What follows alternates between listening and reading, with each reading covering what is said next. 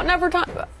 What are you doing? Outnumbered over time? Oh, cheap baby. I'm checking Twitter to see what everyone's saying to us. Devices. I want to know. I'm about to start the show, and I realize I'm the only one looking at the screen. And you can see the thingies. I'm here. All right. Yay. Well, now people are tweeting, Also, I voted for Donald Trump, promised that Russia didn't force me to do it.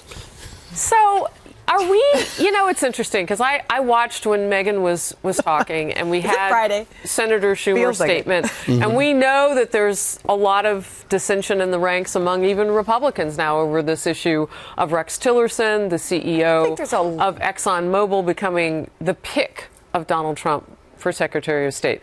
What would ease the controversy?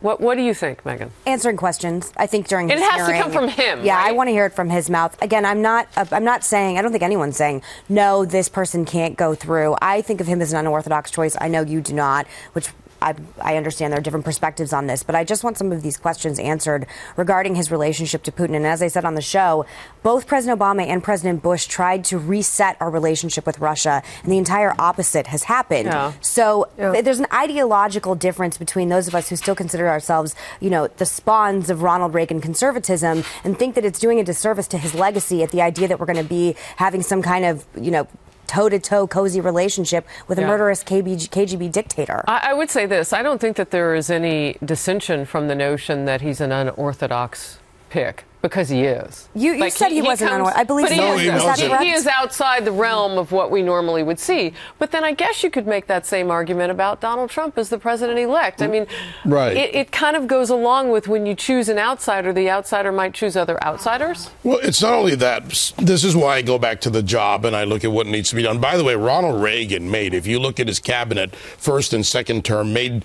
a lot of unorthodox picks and decisions, and then he was criticized for it. We're treating this as if it's only Russia as an issue, not looking at the job of Secretary of State and what the job demands. It demands someone whose ability is to get into a room and negotiate, to Melissa's point, on behalf of what he represents. Tillerson had to negotiate on behalf of the stockholders and the corporation, on Exxon and its partners, if there were partners in those countries. His job will be to do the same on our behalf. And sending amateurs in the standard orthodoxy that's come out of Washington for years, that have gone in and made these, what I call legislative deals. They're more legislators than diplomats. They find ways to grease each other's palms, say, we'll give you a little bit of this, a little bit of that. How about going first for our interest? And his ability to negotiate that, like he did for Exxon, is what I want when dealing with whether it's the British, the Qataris, no matter what country, or the Russians. All those countries, without question. I mean, there's tons of places that he has to go. All oil executives have to go and do business. And, there are a lot of tough neighborhoods with a lot of really bad guys. I mean, I just know from people in business when you're doing deals, there's a lot of acrimony. I mean, they're not friends. Like, it's a real head-to-head thing. And if he wasn't able to walk away having done a good deal, he would get fired. But I hear what you're saying. Like, you want to know in depth. You want to sit him down and say, what is your relationship like? What are the exchanges been like? I mean, like, what are some of the sample questions? You want to know. Well, what would you ask him about? How would you know? How would you know what his relationship with Putin is like? I would say there's at length human rights violations that have gone on under Putin for years. He murders people who disagree with him. He puts musicians into jail for years and years who sing songs against his regime. Is this something you support? Is this something you're comfortable with? Are you comfortable with what he has done to assist Assad in the greatest refugee crisis in World War II? What do you say? He's give an example. When he says no, because he'll say no. Well, thank God I'm not doing the hearings, but I would like him to. I would like him to come forward and ease the anxieties of those of us. Foreign policy, Harris, you know me well. It's my number one issue. Number one issue I vote on. It's extremely important to me. I have followed Russia very closely for years.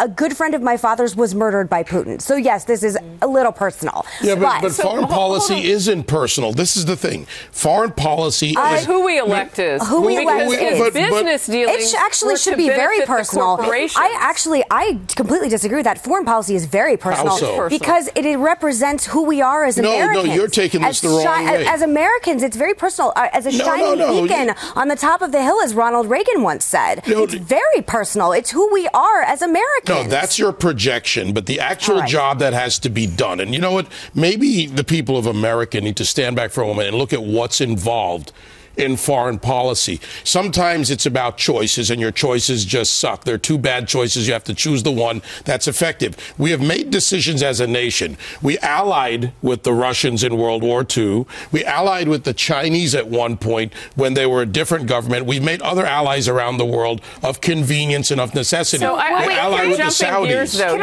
though. You're supposing that we're going to be allied with Russia because of Rex Tillerson? No. I'm saying these are choices we have to make. Being personal, and then I promise I'll go back to the live chat.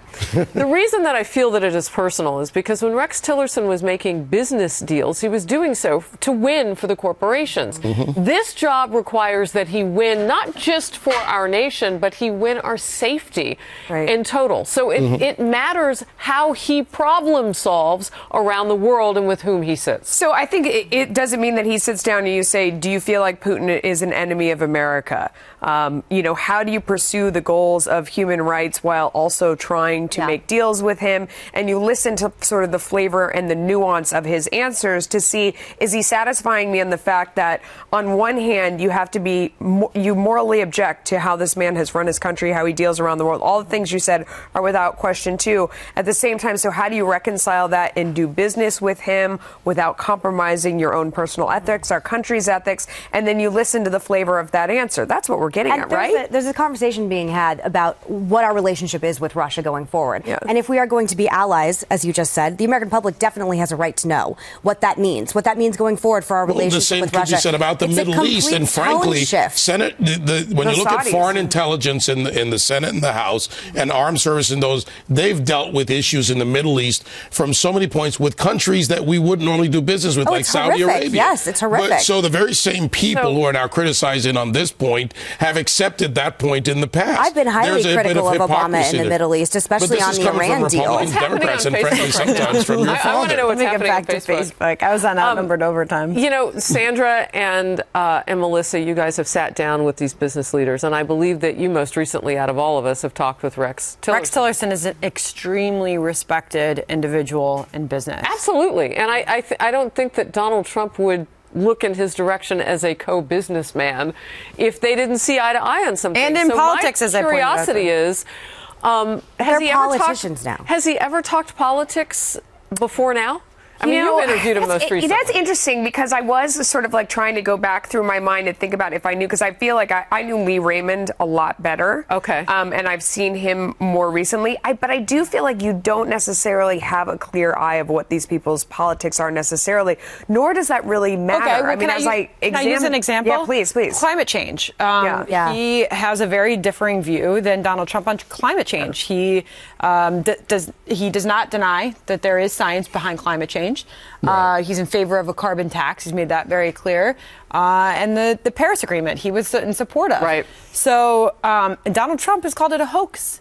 So that's going to be interesting to see how that works. But his daughter just met with Al Gore to, I guess now climate change is going to be front and center for an issue. I mean, there's a lot of confusion on policy-wise where we are going forward as well. Yeah. But even taking back to sort of Lee Raymond on that front, too, with Exxon, they're like, we're in the business of energy, so whatever energy ends up being, we're not just all about oil. I mean, they always kind of tried to have it both ways, I think, on climate change.